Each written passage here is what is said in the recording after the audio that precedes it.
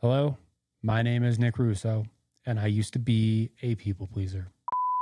Back in the day, I used to seek my worth as a human being from what everybody else thought of me.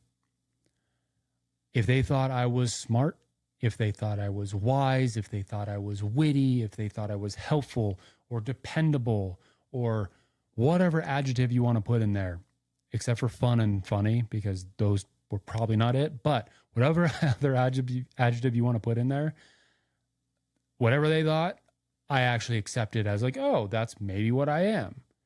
When I would do art, when I would do a drawing, I would show other people, and based on how they reacted is how much I actually liked my artwork. It didn't matter how much I liked it in the beginning before anybody else saw it. I wasn't making it for me. I was making it for other people to get their validation, right? And when I started my first business, it's not like it magically went away. The people pleasingness went away. And so I brought that into my first business, and it was detrimental. Like, my business just didn't work because of it. I ended up not making enough money to keep doing what I was doing. I had to eventually pivot, right? And this is a story for another day. But originally I started as a graphic designer, and I wanted to be in business so badly that I knew I had to figure out this people pleasing thing about myself. So it was worth it. So I dug and I figured things out as best I possibly could. And I'm proud to say today, I'm not a people pleaser. I don't believe I'm a people pleaser. I probably have some tendencies, but I'm not really a people pleaser. And it feels good. It feels amazing. So I want to tell you and show you kind of my journey of how I came to break the cycle of people pleasing. I want to share with you a few things that I have found helpful in becoming or unbecoming a people pleaser. I had to identify the cycle of a people pleaser before I could actually break the cycle, because I had to know where I needed to intervene in the process. So took a lot of time, thought about it. This is what I kind of came up with as my people pleaser cycle. First, what I would do is overcommit myself. I would overcommit to timelines. I would overcommit to taking on the number of projects that I would take it on. I would overcommit to the scope of the project, right? I would do things that were kind of outside of my scope. I would overcommit in multiple ways. After I would overcommit, I would then start to feel overwhelmed. As I would feel overwhelmed, I would then start to slack on my projects because I was so overwhelmed that I couldn't actually get done what I needed to get done. And with that, generally the timeline ended up getting pushed back. And so I would have to contact my clients and tell them, hey, you know that date I told you it was going to be? We're going to need to push that back like 2 days, 3 days.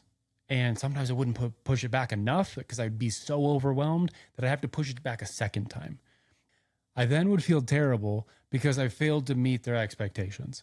And they were only their expectations because I committed myself originally to those expectations. So you could see in this cycle over and over again how I probably wasn't able to impress many people. Remember, I got all my worth from impressing people. I wasn't able to even impress a whole bunch of people. So then I'd feel even worse about myself because I never even got the validation that I was looking for in the first place. It was awful. It was terrible. So I identified kind of the cycle of what I was doing. And then I started to identify kind of like what my next step was, how I was going to break the cycle. It came in a very weird form to where I was listening to somebody talk about the airplane analogy, the airplane story of when you are losing altitude in an airplane and the oxygen mask comes down. The oxygen mask comes down. What do they tell you to do? They tell you to put the oxygen mask on yourself first. That's selfish. It's selfish to put it on yourself first. Why would you want to put it on yourself first? I need to help other people. I need to help all of these other people before I help myself, because that would be the selfless thing to do, right? Wrong. If you don't take care of yourself first, you are no longer around to help others around you. I had this so backwards because most of my people pleasing was rooted in, I just want to help people. And me having the goal of just wanting to help other people, literally at all costs, it actually was so detrimental that I ended up harming people, harming myself, and not helping anybody.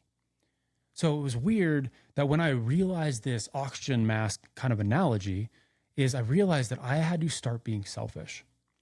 And it took a while for me to actually accept because that word was very hard for me to get over. But I had to understand, I had to put the oxygen mask on myself.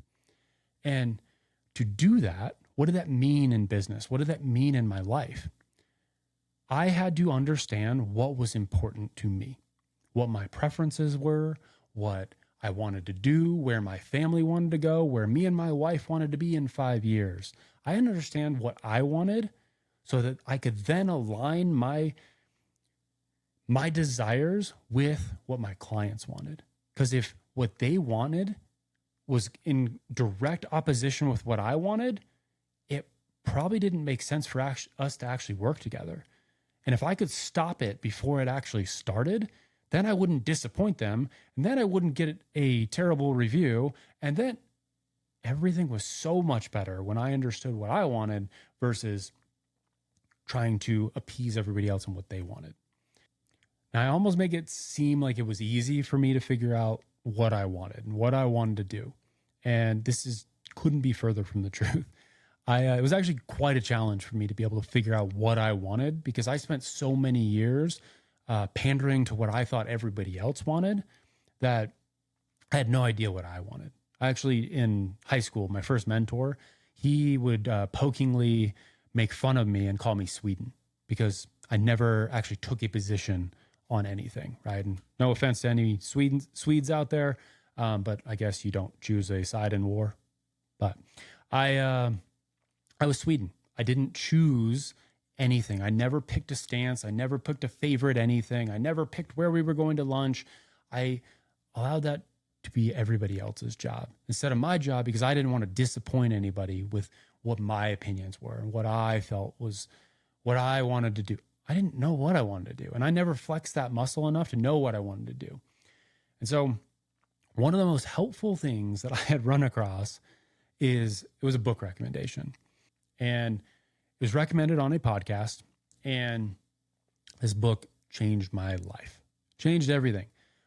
Whenever anybody comes up to me and asks me what their next business book should be, I ask them a couple clarifying questions.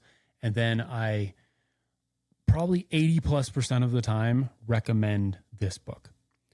I recommend Essentialism. Essentialism is one of my favorite books ever. So instead of me trying to describe what it is, I'm going to read kind of the inside cover and you can determine whether this might make sense for you or not. Essentialism isn't about getting more done in less time. It's about getting only the right things done.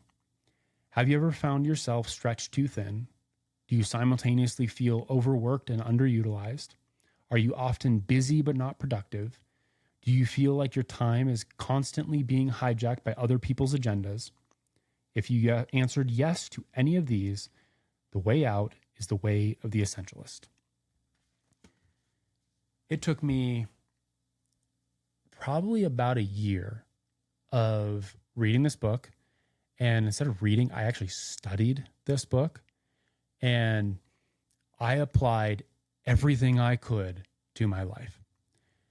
I tried to understand what the most essential things were in my life and orient my life towards those things. I tried to understand what the most essential pieces of my business were and orient my business around those things.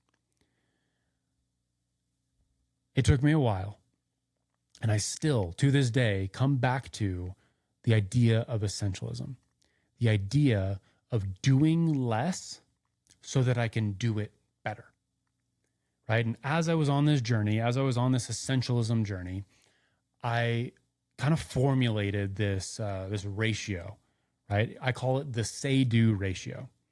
And it is a marker for me in my life to know how on par with, with where I want to be I am, right? Now imagine with me for a second that we have on one side a cliff and it says say.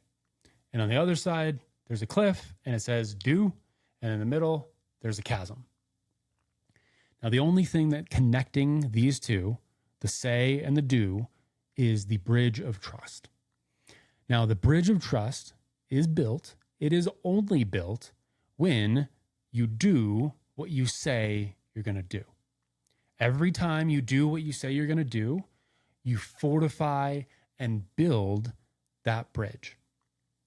Every time you don't do what you say you're going to do, you start doing damage to that bridge. And what happens is instead of somebody crossing that bridge of trust with you and trusting you more than when they started, they actually end up falling down the chasm into the valley of hypocrisy. So what broke me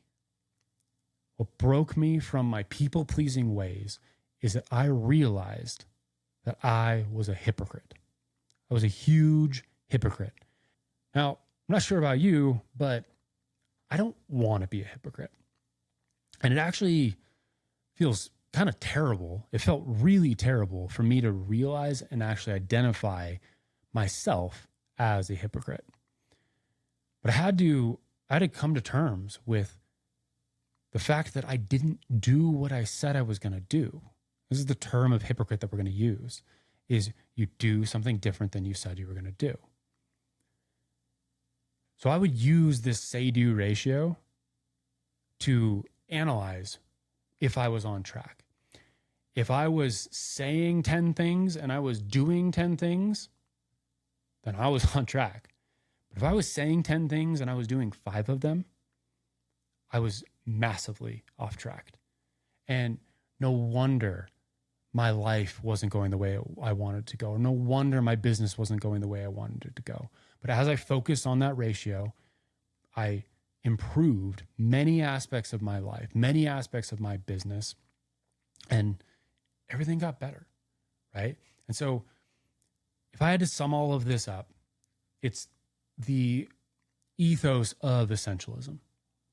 And it is say less and do more of what you say, right? Because if you say less, you have to do less to have your say-do ratio to be in alignment with what you need it to be to build the most awesome bridge of trust that you possibly can. You do this in your business and you fulfill on all the promises that you make. Everything that you've said on your website, you actually do. Everything that you say in your sales call, you actually do. You will automatically have massive retention and amazing reviews. And like you will have so much slack for when you do mess up. People will have so much trust built up in you that you just get to make it right. Right. And so for me, when I mess up now, which I do, I still mess up. When I mess up, I hope that I have so much trust built up that I get to just make it right, build that bridge again, and build it even stronger than before. And so as I make these nuggets, as I make these video nuggets, I'm new to this. I'm not seasoned at being able to make a video the first shot. Like this has taken me probably 30 different takes just to get this one video. And it's still not all that amazing. I have so much further to go, right? But if I actually do the things I say I'm going to do, because it's aligned with where I want to go, I'll eventually get the results that I wanted. I only lose if I quit. And so I'm not going to quit. So if you want to join me on this journey of me sharing hopefully useful nuggets of wisdom with you, things that have broken my brain in the past or useful tools, right? Then join the email list. Link should be in the description. Subscribe to the YouTube channel. Do all the normal social media things so that you can kind of be on this journey with me, because it changed my life. I'm no longer a people pleaser. I'm no longer captured by what others believe of me. And now people think some really cool stuff of me. Like not bragging about that, but it's cool to know that I have made true actual impact on people's lives. And it doesn't matter as much to who I am. I don't take my value of whether I helped anybody or not. I just get to enjoy the fact that I played a small role in helping somebody else's life or business be better than it would have been, right? With all of the pain and all the tools and all the nerdy, weird stuff that I've collected over my, 10 plus years of being in business. So I appreciate you. Appreciate your time. Thanks for being with me, and I'll see you in the next one.